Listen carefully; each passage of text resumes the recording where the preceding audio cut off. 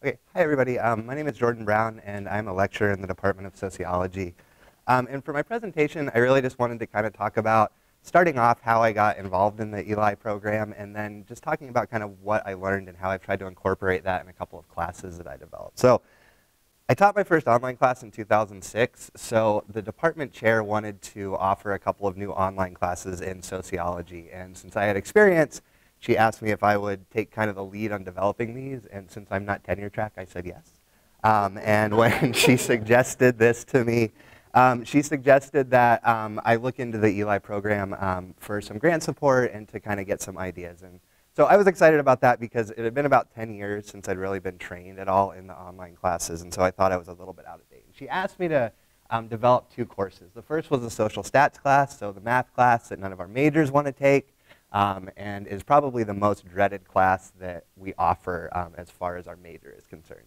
The second was the confusing dead white guys class, which is the second one that nobody wants to take. So my task was to develop our two least popular courses in the department, the two that we have to kind of make a requirement or else nobody really signs up for them. So when I started thinking about my challenges from the student perspective, trying to deal with their boredom, because these are a couple of classes that they're not really kind of excited about taking. They have to take them. They find them boring a lot of the time. And that's true even in kind of the traditional classroom setting. And then also their frustration. And I think this is true for both of them, but especially with stats and thinking about that with the online course, because they're going to be taking a math class that they don't want to take, and they're going to be dealing with a statistical software that they're not familiar with and most of them haven't seen. And so I tried to think about how can I kind of motivate the students. And I have had students in my stats classes, after they solve a problem, throw their hands up like this.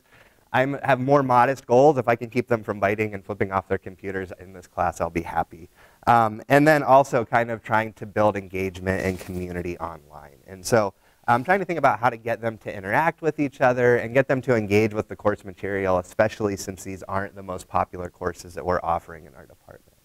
So when we signed up for the FCLs, I signed up for the student motivation and engagement, which actually Dr. Sorrell led. And that really fit in with what I was concerned about when I was developing these classes. And I also took Dr. Castiglione's distance learning class this past fall and learned a lot in there that I was able to kind of apply here. And so these were kind of the questions that kept coming up within our FLC. And some of these were really more relevant to my class than others. And one of the key kind of ways that we talked about this was discussion boards, which I'm not typically a huge fan of, but realized through our discussions that there are good ways to use them. And if you set up the questions well, if you're providing feedback but not kind of taking them over, if you have some sort of online cafe that isn't necessarily graded but acts as a kind of social space for the students, these really can be used to kind of engage students and really get them working together. And kind of excited about some of the material, hopefully.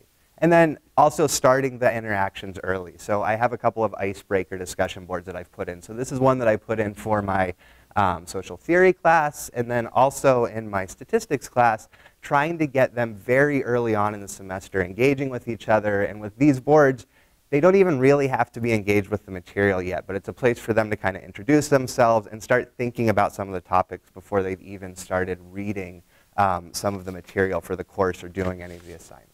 And then I also thought it was important, and we kind of talked about having a presence in the classes online. So emailing them regularly, not just having these grades kind of mysteriously pop up in the grade book for them. So this is, the first John Oliver clip was one that I'll use for my statistics class as something that's relevant. And then for the social theory class, here's an article that I could send them, just kind of bringing in outside material and things like that. And so I thought that that would help kind of motivate them, hopefully, by seeing kind of how it relates to the outside world.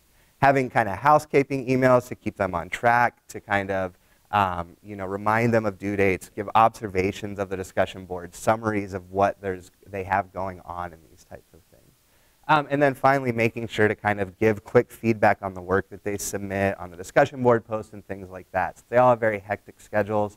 And that's a lot of the times why they're taking these online courses. They can't really move on in a successful way if they don't know how they're doing as the course goes on. And then finally, I just wanted to end with a flyer for the faculty panel that our FLC put together. So this is going to be talking more about kind of online and engagement with a couple of faculty members on the 25th of April. Okay. Thank you very much.